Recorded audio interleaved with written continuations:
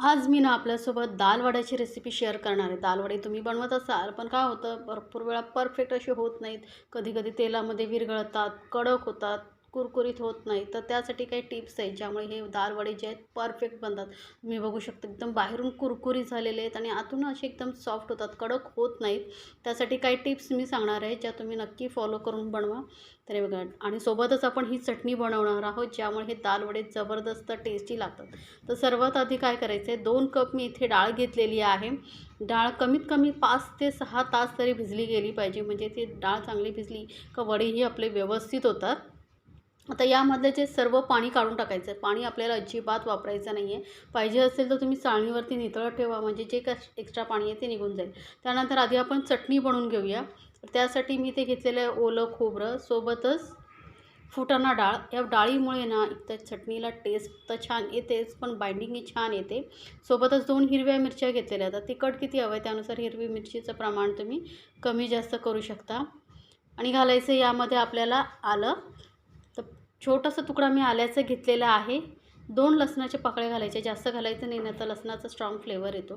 सोबतच खूप सारी घालायची कोथिंबीर, देठासहितच घाला, त्याचा टेस्ट खूप छान येते. आणि थोडंसं घालायचं आहे जिरं, साधारण अर्धा छोटा चमचा एवढं जिरं घालायचं आहे. चवीनुसार घालूया मीठ. आणि आता यामध्ये ना पाणी घालून आपण एकदम बारीक हे वाटून घ्यायचं आहे. डाळ घातल्यामुळे ना चटणीला बाइंडिंग ही छान येते आणि मस्त असं टेक्स्चर येतं. तरी बघू शकता डाळ घातल्यामुळे आपली चटणी जबरदस्त सुंदर दिसते आणि चविष्टही तेवढीच होते. तर एकदा या पद्धतीने नक्की बनवून पहा. तर चटणी आपली तयार झालेली आहे. ही कुठल्याही स्नॅक्सबरोबर तुम्ही खाऊ शकता, जबरदस्त लागते ही चटणी. आणि आता ही चटणी आपण तुम्ही 2-3 दिवस बनवून फ्रीजमध्ये स्टोअर करून टाकू शकता, अजिबात खराब होत नाही. आता त्याच मिक्सर जारमध्ये आपण घेणार आहोत 3 मध्यम अशा तिखटवाल्या हिरव्या मिरच्या घेतलेल्या आहेत. कमी तिखट असतील तर 4 घेऊ शकता. तर इथे मिरच्यांचं प्रमाणही तुम्ही तुमच्या आवडीनुसार कमी जास्त करू शकता. सोबतच आल्याचा तुकडा घेतलेला आहे, मोठा आल्याचा तुकडा घेतलेला आहे. छोटे तुकडे करून ते याला ना मिक्सरमधून थोडंसं असं दरदरीत वाटून घेऊया.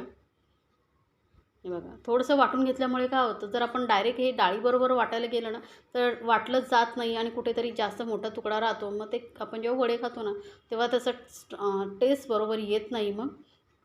त्यामुळे काय करायचं आहे, आधी वाटून घ्यायचं. आणि यामधली ना थोडीशी डाळ मी साईडला काढून ठेवलेली आहे, त्याचा वापर आपण नंतर करणार आहोत.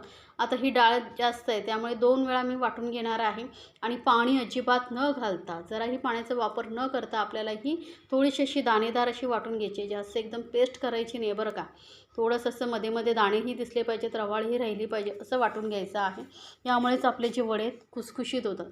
आता डाळ पूर्ण मी वाटून घेतलेली आहे. त्यानंतर जी डाळ आपण थोडी काढून ठेवली होती तीही यामध्ये घालायचं आहे. एक मोठ्या आकाराचा कांदा घेतलेला आहे मी, तो बारीक चिरून घेतलेला आहे.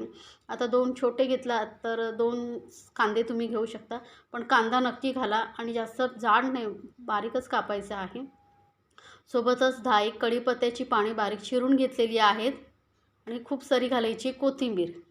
आता कोथिंबीर नसेल आवडत तर नाही घातला तरी चालेल, पण आपल्याला वड्यांचा टेस्ट जी आहे ना जबरदस्त येण्यासाठी मी थोडीशी कोथिंबीर घातलेली आहे. सोबतच थोडीशी हळद आणि चवीनुसार घालायचं मीठ. यामध्ये आपल्याला लाल मिरची पावडर वगैरे काहीही वापरायचं नाही. आणि बाइंडिंग आणि कुरकुरीतपणा येण्यासाठी इथे घालायचं आहे तांदळाचं पीठ. तर 2 चमचे भरून मी आधी तांदळाचं पीठ घातलेलं आहे. आधी जास्त घालायचं नाही बरं का. आणि त्यासोबतच आपण 1 पिंच एवढं बेकिंग सोडा, म्हणजे खाण्याचा जो सोडा असतो ना तो घातलेला आहे. जास्त नाही घालायचं बरं का. 1 पिंच एवढंच घाला. यामुळे काय होतं, वडे जे आहेत ना आतून मस्त सॉफ्ट होतात आणि जाळीदार होतात, जास्त कडक होत नाही. कारण नुसतं जर डायरेक्ट तुम्ही असं डाळीचे वडे बनवलात ना तर कडक होतात आतून, खाताना मग कंटाळा येतो, कडक लागतात. त्यामुळे थोडंसं बेकिंग सोडा नक्की घाला आणि तांदळाचं पीठही घाला. आता सर्व साहित्य व्यवस्थित मिक्स करून घेतल्यानंतर याचे आपल्याला वडे बनवून घ्यायचे. तर वडे जास्तही जाड ठेवायचे नाही बरं का, कारण डाळ वगैरे कच्ची आहे. त्यामुळे थोडंसं गोळा घ्यायचा, हाताने चपटा करायचा, साईडने याला चिरा जातात. त्यामुळे काही टेन्शन घेण्याची गरज नाही, कारण दाल वडे हे असेच असतात. कारण ही डाळीपासून आपण बनवतो ना, त्यामुळे ते साईडने चिरा जातातच. फक्त हलकंसं आपण हाताने सेट करण्याचा प्रयत्न करायचा. आता याला असे पटापट आपण वडे बनवून घेऊया. सुरुवातीला गोल करायचा आणि मग चपटा करून साईडने हलकासा एकत्र करण्याचा प्रयत्न करायचा.